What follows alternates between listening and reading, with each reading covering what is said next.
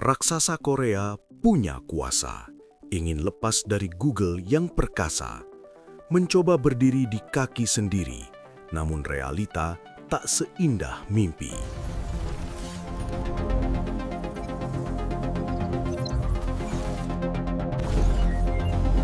Halo warga internet, selamat datang kembali di Sans Techno, masih bareng saya, Admin A. Di dunia teknologi, kita tahu kalau Samsung dan Android itu ibarat bestie atau sahabat sejati. Kalau kita ngomong HP Android, pasti merek pertama yang muncul di kepala kebanyakan orang adalah Samsung. Mereka adalah pasangan serasi yang menguasai dunia. Samsung bikin bodinya yang canggih, Google bikin nyawanya lewat Android. Tapi, tahukah kalian, di balik kemesraan itu, sebenarnya ada api cemburu dan rasa curiga yang membara. Samsung sebagai pabrikan HP terbesar di dunia sebenarnya nggak suka kalau nyawa mereka dipegang 100% oleh Google. Mereka takut.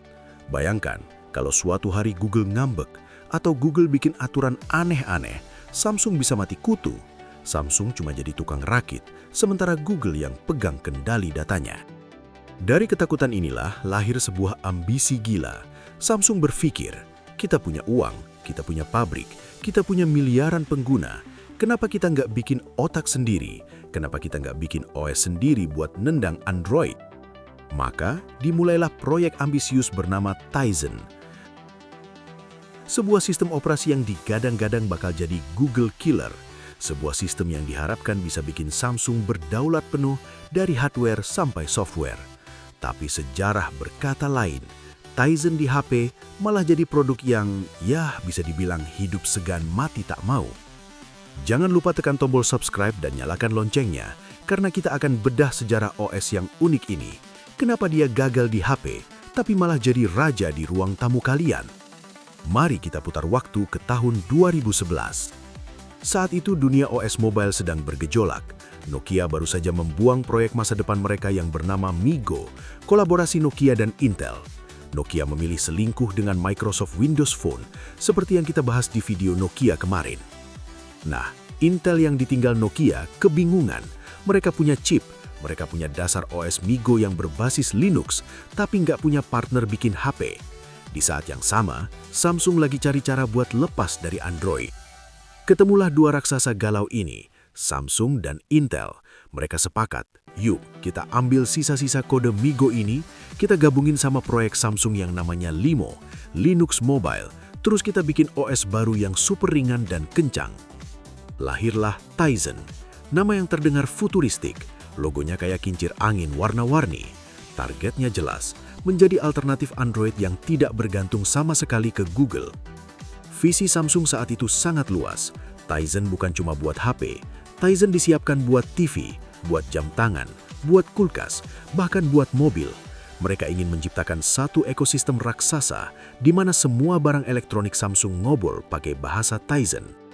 Setelah pengembangan bertahun-tahun, akhirnya di tahun 2015, Samsung memberanikan diri merilis HP Tizen pertama mereka ke publik. Bukan Samsung Galaxy S, bukan Note, tapi seri Z. Lahirlah Samsung Z1. Tapi anehnya, Samsung nggak berani rilis ini di Amerika atau Eropa. Mereka sadar diri. Mereka rilis ini di pasar negara berkembang, India dan Bangladesh, dan kemudian masuk ke Indonesia lewat Samsung Z2. Masih ingat nggak kalian sama iklannya di TV Indonesia? Iklan yang bunyinya, HP masih loading, HP boros baterai, HP masa gitu. HP masa gitu? Iklan itu nyindir pengguna Android murah yang sering lemot. Samsung Z2 datang dengan harga murah banget, sekitar sejutaan ke bawah. Bodinya plastik, kecil, tapi dijanjikan performa yang ngebut dan hemat kuota. Dan memang benar, Tizen itu ringan banget. Karena basisnya Linux murni dan gak bawa sampah-sampah Google Service yang berat, HP spek kentang pun bisa jalan mulus pakai Tizen. Bootingnya cepat, buka menu cepat. Samsung Z1 dan Z2 lumayan laku di India, jutaan unit terjual. Samsung merasa di atas angin. Wah, berhasil nih, orang-orang suka Tizen, pikir mereka.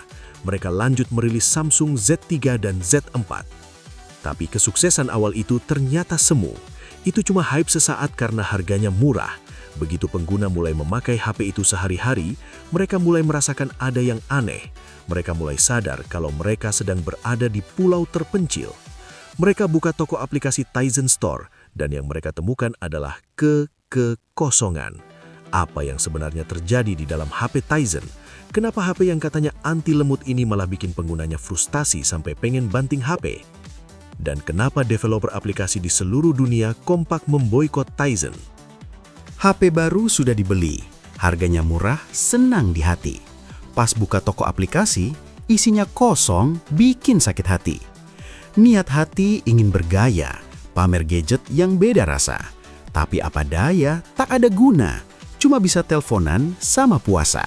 Tizen itu ngebut, geser menu wus-wus, buka kamera cepet.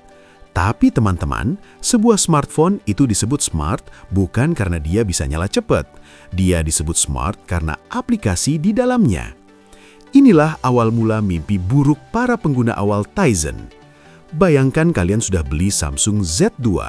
Kalian pulang ke rumah, connect Wi-Fi, terus buka Tizen Store. Kalian ngetik di kolom pencarian, Instagram. Hasilnya, nihil. Atau mungkin muncul aplikasi pihak ketiga buatan orang antah berantah yang fiturnya cacat. Kalian cari lagi, Clash of Clans. Hasilnya, zonk. Kalian cari lagi, Line atau BBM, waktu itu masih zaman BBM. Mungkin ada, tapi versinya versi purba. Fiturnya ketinggalan jauh sama versi Android. Inilah masalah terbesar Tizen, gersang. Tizen Store itu ibarat mall yang megah, AC-nya dingin, lantainya mengkilap, tapi tokonya tutup semua. Yang buka cuma toko kelontong kecil yang jualan barang KW. Kenapa bisa begitu? Kenapa developer nggak mau bikin aplikasi buat Tizen? Jawabannya simple, duit. Developer coding siang dan malam, berharap untung biar tak suram. Pasar Tizen terlihat kelam, bikin aplikasi malah jadi karam. Mari kita bedah logika developer. Bikin aplikasi itu butuh biaya, tenaga, dan waktu. Kalau developer bikin aplikasi buat Android, pasarnya ada miliaran manusia. Potensi cuannya gede banget. Kalau developer bikin buat iOS, penggunanya rata-rata orang kaya yang rela bayar mahal. Nah, kalau bikin buat Tizen, siapa penggunanya? Rata-rata adalah pengguna entry level di India atau Indonesia yang beli HP murah, mereka jarang beli item dalam game, jarang beli aplikasi berbayar. Jumlah penggunanya pun cuma beberapa juta. Buat developer raksasa kayak Facebook atau Supercell, bikin versi khusus Tizen itu rugi bandar. Biaya gaji programmernya nggak ketutup sama untungnya. Samsung sadar akan hal ini. Mereka panik. Waduh, kalau nggak ada aplikasi, siapa yang mau beli HP kita? Akhirnya, Samsung melakukan segala cara. Pertama, mereka bikin Tizen Mobile App Incentive Program. Samsung literally ngebayar developer. Mereka bikin sayembara. Siapa yang bikin aplikasi Tizen dan masuk top 100 download, kita kasih uang tunai 10.000 US dollar atau sekitar 140 juta rupiah setiap bulan. Gila nggak tuh? Samsung bakar duit jutaan dolar cuma buat mancing developer. Hasilnya, banyak developer iseng yang bikin aplikasi sampah cuma buat ngejar hadiah. Kualitas aplikasinya tetap jelek. Aplikasi besar kayak Snapchat atau Google Maps tetap nggak mau masuk.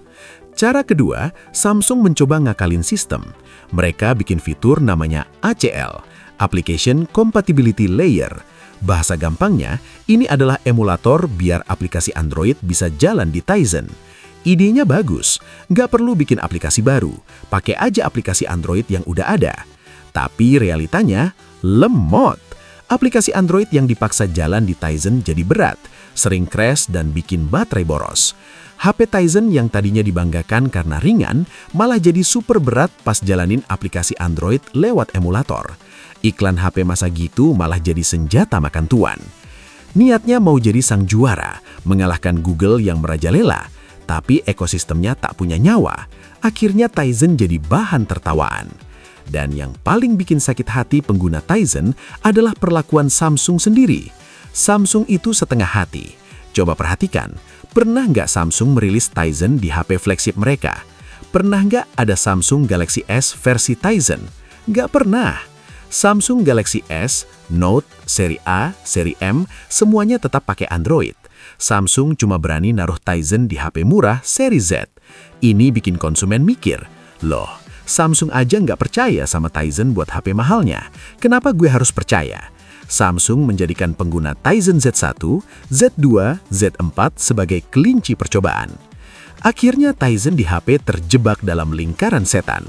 Orang nggak mau beli HP Tizen karena aplikasinya dikit. Developer nggak mau bikin aplikasi karena yang beli HP-nya dikit. Muter terus di situ sampai kiamat. Di tahun 2017, akhirnya Samsung merilis Samsung Z4. Itu adalah napas terakhir. Penjualannya makin merosot. Di India, orang-orang mulai beralih ke Xiaomi Redmi yang pakai Android murah tapi lengkap. Di Indonesia, orang pilih Samsung J-Series atau merek Cina. Tizen di HP resmi gagal total. Samsung Z-Series disuntik mati. Tapi, apakah ini akhir dari Tizen? Apakah investasi miliaran dolar Samsung hangus begitu saja? Ternyata tidak, kawan. Samsung melihat ada celah lain.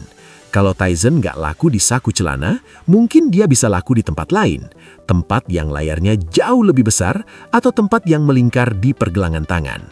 Di saat semua orang mengira Tizen sudah mati dan dikubur, dia justru bereinkarnasi menjadi penguasa di ruang tamu kita. Gimana ceritanya Tizen bangkit dari kubur dan malah mengalahkan Android di pasar TV? Dan kenapa kulkas di rumah orang kaya sekarang pakai Tizen? Di tahun 2017, Samsung resmi mengibarkan bendera putih di pasar smartphone. Seri Z dihentikan. Mimpi mengalahkan Android di saku celana resmi musnah. Samsung sadar, melawan Google di kandang aplikasi itu sama saja bunuh diri. Tapi, para petinggi Samsung di Korea sana melihat peluang lain. Mereka sadar satu hal, Tizen itu punya kelebihan yang Android nggak punya. Tizen itu ringan, Tizen itu cepat, dan yang paling penting, Tizen itu milik sendiri. Samsung berpikir, oke, orang butuh jutaan aplikasi di HP, tapi apakah orang butuh jutaan aplikasi di kulkas, di TV, di mesin cuci? Jawabannya, tidak. Maka dimulailah strategi pivot terbesar dalam sejarah Samsung. Mereka mencabut Tizen dari HP dan menanamnya ke dalam Smart TV.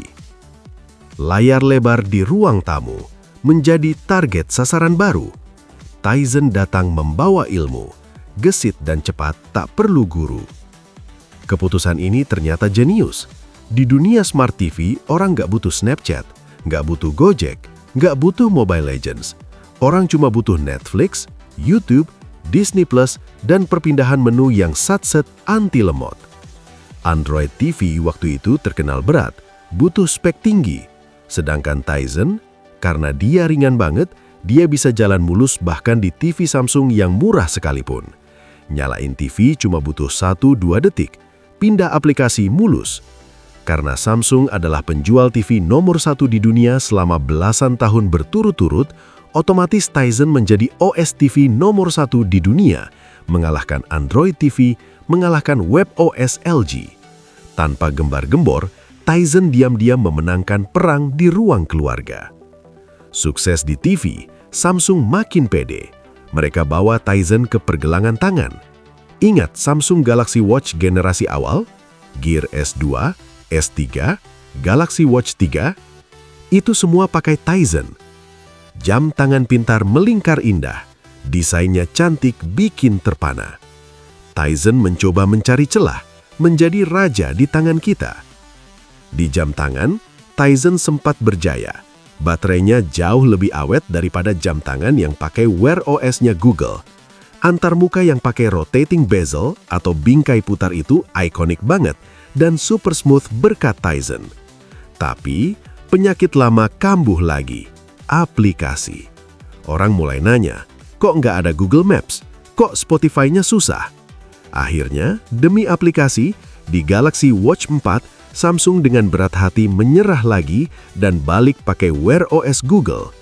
Tizen di jam tangan pun akhirnya pensiun. Tapi jangan sedih dulu. Tizen menemukan rumah abadinya di tempat yang paling tidak terduga. IoT, Internet of Things. Coba kalian main ke rumah orang kaya yang isi dapurnya Samsung semua. Lihat kulkas Samsung Family Hub yang ada layar gedenya di pintu. Itu otaknya Tizen. Lihat mesin cuci pintar yang bisa dikontrol lewat HP. Itu mikrokontrolernya jalan di atas Tizen RT, real time. AC pintar, robot vacuum cleaner, Semuanya Tizen. Kenapa? Karena Samsung butuh sistem yang aman dan bisa mereka kontrol 100% tanpa campur tangan Google. Mereka nggak mau Google tahu isi kulkas kalian. Mereka mau data itu buat mereka sendiri. Jadi kesimpulannya apa? Gagal di sini, menang di sana. Hidup itu penuh misteri. Tizen mengajarkan kita bahwa gagal itu relatif. Dia gagal jadi HP karena dia nggak punya aplikasi, tapi dia sukses jadi TV karena dia cepat dan ringan. Samsung berhasil menyelamatkan investasi triliunan mereka dengan cara mengubah medan perangnya. Hari ini, Tizen masih hidup dan sehat walafiat. Mungkin dia nggak ada di saku kalian, tapi dia mungkin sedang menatap kalian dari layar TV di depan sofa atau menjaga makanan kalian tetap dingin di dapur. Dia adalah the silent guardian dari ekosistem Samsung. Nah, itu dia sejarah panjang, berliku, dan penuh drama dari Samsung Tizen. Siapa di sini yang di rumahnya pakai Smart TV Samsung? Sadar nggak kalau kalian itu pengguna Tizen? Atau ada yang pernah khilaf beli Samsung Z2 dulu? Coba curhat di bawah. Terima kasih sudah nonton sampai habis. Seri sejarah OS ini seru banget ya. Kalau kalian suka gaya bahasanya yang santai dan berirama, jangan lupa tombol like ditekan, biar admin makin semangat bikin konten. Share ke teman jangan ditahan. Subscribe Sans Tekno biar makin keren. Saya admin A pamit undur diri. Makan soto di pinggir jalan. Minumnya es teh manis dingin. Terima kasih atas perhatian. Sampai jumpa di video yang lain. Bye!